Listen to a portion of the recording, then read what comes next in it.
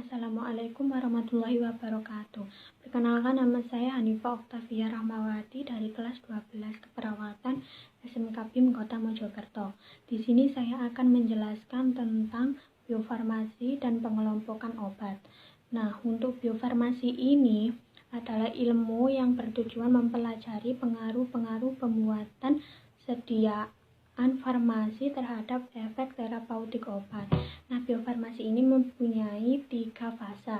Yang pertama yaitu fase biofarmasi, fase farmakokinetik, dan yang ketiga yaitu fase farmakodinamik.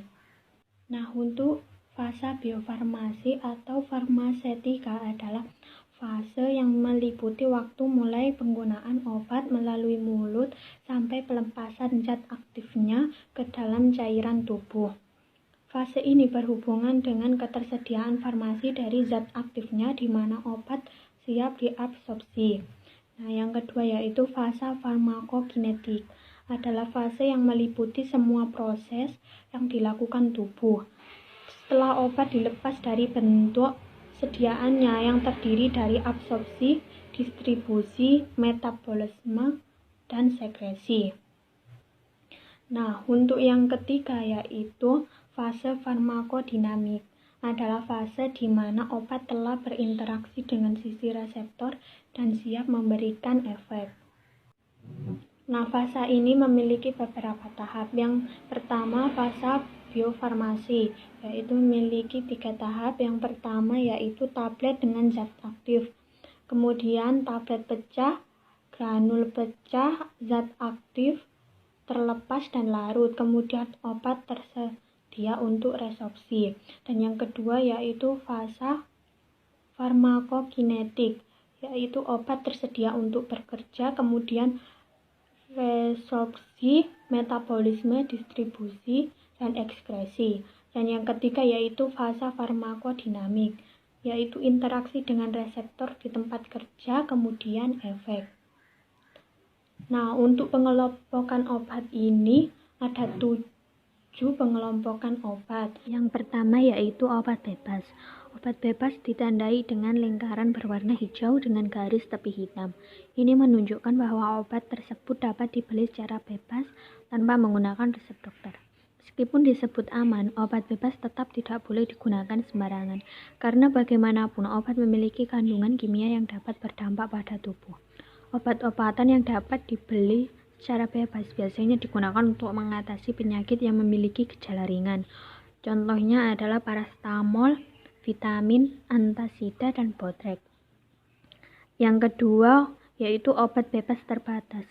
Obat jenis ini sebenarnya masih bisa dibeli tanpa resep dokter, namun tetap tergolong obat keras. Jadi bagi orang yang memiliki penyakit tertentu, penggunaan obat ini harus dilakukan dengan hati-hati dan sebaiknya menggunakan resep dokter. Meski gejala dan keluhan penyakit sama, obat yang digunakan belum tentu sama. Obat ini ditandai dengan lingkaran biru bergaris tepi hitam. Penggunaan obat ini pun harus mengikuti aturan pengobatan yang tertera pada kemasan. Jangan lupa perhatikan tanggal kadaluarsa obat serta membaca informasi pada kemasan tentang petunjuk penggunaan obat yang tidak diperbolehkan, efek samping dosis obat, cara menyimpan obat, dan lainnya. Yang ketiga yaitu obat keras. Obat keras hanya bisa didapatkan dengan resep dokter. Golongan obat ini ditandai dengan lingkaran merah dengan garis tepi berwarna hitam dan huruf K di tengah yang menyentuh garis tepi. Obat-obatan yang termasuk dalam golongan ini misalnya antibiotik, obat-obatan yang mengandung hormon, obat penenang, dan lain-lain. Contohnya dari obat keras adalah asam mafenamat, loratadin, alprazolam, clobazam, pseudoephedrine. Ketahuilah bahwa obat ini tidak bisa sembarangan dikonsumsi karena dapat berbahaya, meracuni tubuh, memperparah penyakit, atau menyebabkan kematian, sehingga harus digunakan sesuai aturan yang tepat. Yang keempat, ada obat golongan narkotik.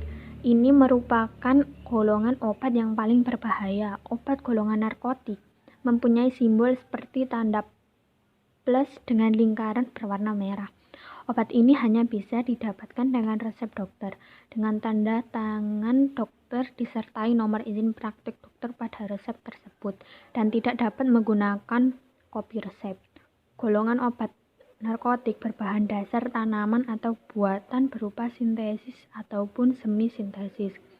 Obat-obatan narkotik atau psikotropika dapat menimbulkan ketergantungan pada penggunaannya, sehingga pemakaiannya perlu diawasi dengan ketat sesuai anjuran dan kebutuhan.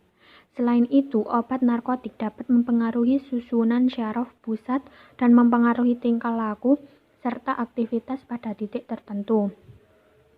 Mereka seringkali digunakan oleh dokter sebagai obat bius dan anti nyeri atau analgetik potensi kuat. Karena itu, penggunaan obat ini hanya boleh dilakukan oleh dokter dan atau dengan pengawasan dokter.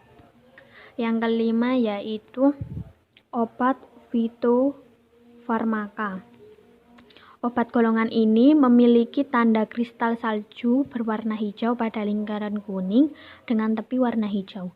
Perbedaannya dari obat herbal biasa terletak pada proses pengolahan bahan herbal yang telah ditunjang oleh bukti ilmiah secara penelitian klinik sampai ke manusia, sehingga dapat disetarakan dengan obat modern. Penelitian klinik akan lebih meyakinkan para dokter untuk mempergunakan obat ini karena telah terbukti, sehingga dapat disertakan dengan obat-obat modern lainnya. Contoh obat fitofarmaka adalah obat untuk memperkuat daya tahan tubuh Anda. Yang keenam adalah obat herbal terstandar atau yang disebut OHT. Golongan obat ini ditandai dengan simbol lingkaran kuning dengan garis tepi hijau dan gambar 3 buah bintang hijau di dalamnya. Obat ini merupakan obat yang diekstrak dari bahan alam seperti dari tanaman, hewan maupun mineral. Umumnya obat ini telah ditunjang dengan bukti ilmiah, yaitu secara penelitian preklinik, uji toksisitas, dan dibutuhkan proses rumit, keterampilan, dan teknologi tinggi. Contoh obat yang merupakan obat herbal terstandar adalah obat untuk meredakan rasa nyeri saat haid dan obat untuk menyembuhkan diare. Yang ketujuh yaitu obat herbal atau jamu. Kemasan obat herbal dilabeli dengan gambar logo tumbuhan atau pohon berwarna hijau dengan lingkaran hijau. Bahan dasar dari obat herbal terbuat dari seluruh bagian tanaman yang telah diolah untuk mendapatkan khasiatnya sesuai dengan prosedur keamanan. Obat herbal atau jamu biasanya secara turun-temurun selama berapa generasi karena dinilai berkhasiat menyembuhkan berbagai penyakit. Terima kasih. Wassalamualaikum warahmatullahi wabarakatuh.